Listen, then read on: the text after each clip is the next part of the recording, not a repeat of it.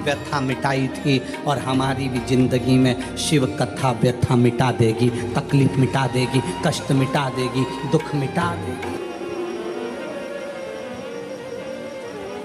राम जी पर ऐसा कौन सा दुख था जो नहीं आया?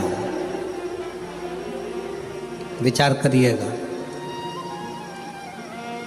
राज सिंहासन मिलने वाला था और 14 वर्ष के लिए, बोलो बोलो जम के बोलो, वन। आप कहते हो थोड़ा सा दुख आ गया, मेरी दुकान नहीं चल रही, मेरी नौकरी नहीं लग रही, मेरी सर्विस नहीं लग रही, मैंने इतनी मेहनत करी सफलता नहीं मिल रही। अरे जिसके पास में सिंहासन आने वाला था, रात की रात उसको 14 वर्ष के लिए वन जाना पड़ जाता है। 14 वर्ष के लिए कितना बड़ा दुख होगा, जरा याद करिएगा। 14 वर्ष के लिए वन के लिए निकलते और थोड़े समय के बाद सूचना मिल जाती है कि पिता शांत हो जाते हैं, पिता चले जाते हैं, बाप चले, पिता चले गए। दुख देखिए, सिंहासन गया, अपना राज्य गया, अपना गांव छोड़ना पड़ा, वन वन डोलना पड़ा, पिता चले गए। और दुख देखिए, आगे चलते हैं तो धर्म पत्नी भी चली जाती है। दुख देखिए, दुख। आप एक एग्जाम पास नहीं करते हो, माँ बाप ने आपको पाल पोस कर बड़ा करा और एक एग्जाम पास नहीं कर पाए, कोचिंग करने गए थे पुणे, कोचिंग करने गए थे कोटा, कोचिंग करने के लिए गए थे दिल्ली, कोचिंग करने गए थे मुंबई, कोचिंग करने के लिए गए थे लातूर, कोचिंग करने गए थे हैदराबाद, एक सब्जेक्ट नहीं निकल पाया, अंदर से टूट गए।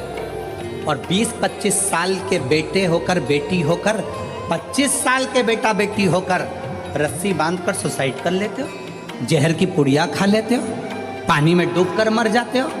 विचार करना, उस परमात्मा की जिंदगी में कितना दुख आया, हिम्मत नहीं हारी, आखिरी तक संघर्ष करते रहे तो आखिरी में अयोध्या के राजा बनकर विराजमान हो गए।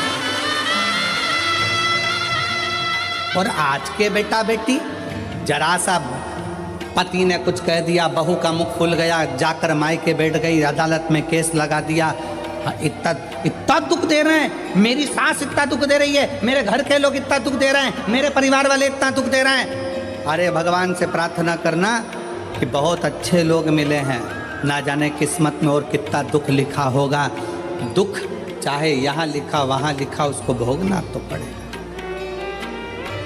भोगना।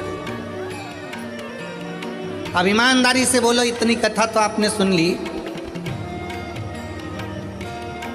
आपको भी अपने दुख के समय पर ढेर सारे महाराज दे रहे हैं, मेरे परिवार वाले इतना दुख दे रहे हैं। अरे भगवान से प्रार्थना करना कि बहुत अच्छे लोग मिले हैं, ना जाने किस्मत में और कितना दुख लिखा होगा।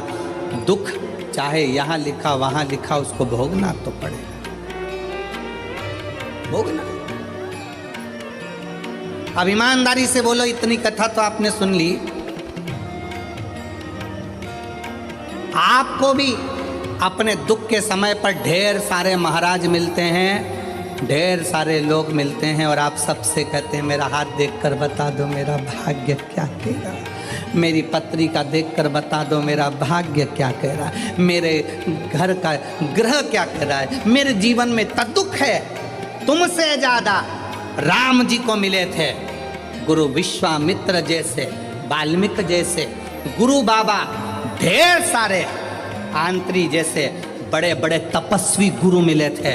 राम जी ने एक से भी नहीं कहा कि मेरा हाथ देखकर बताना, कि मेरी किस्मत देखकर बताना। राम जी ने केवल एक बात कही कि समय मिल जाए तो मुझे कथा सुनाना, अगर मैं कथा सुनूंगा तो मेरी व्यथा समाप्त होती चली जाएगी, इसमें मेरी प्रतिष्ठा है।